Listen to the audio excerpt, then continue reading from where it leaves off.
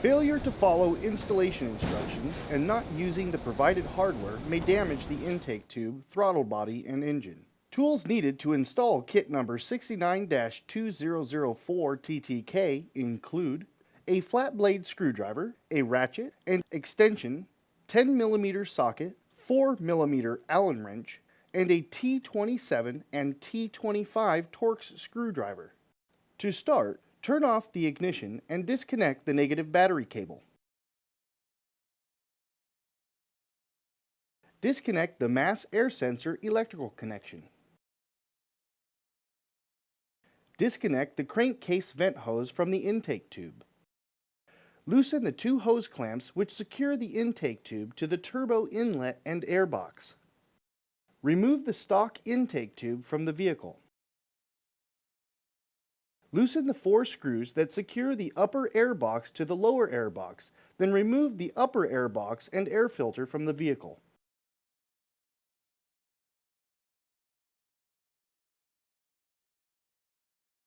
Remove the 2 screws which secure the mass air sensor to the upper air box, and then remove the mass air sensor from the vehicle. Remove the O-ring gasket from the mass air sensor. Install the mass air sensor into the heat shield and secure with the provided hardware. Note: be sure to install the button head bolts from the inside of the heat shield out. Install the K&N air filter onto the mass air sensor inside the heat shield and secure with the provided hose clamp. Install the provided silicone hose, part number 08440, onto the mass air sensor and secure with the provided hose clamp. Remove 2 of the upper airbox mounting screws from the upper airbox.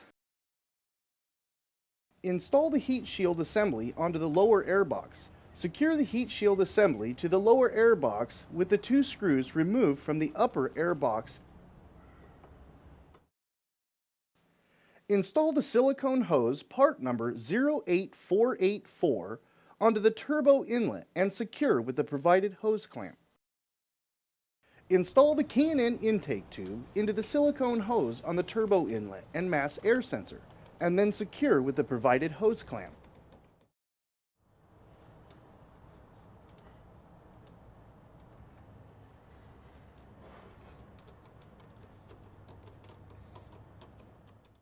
Install the crankcase vent hose into the silicone hose at the turbo inlet and secure with the provided hose clamp.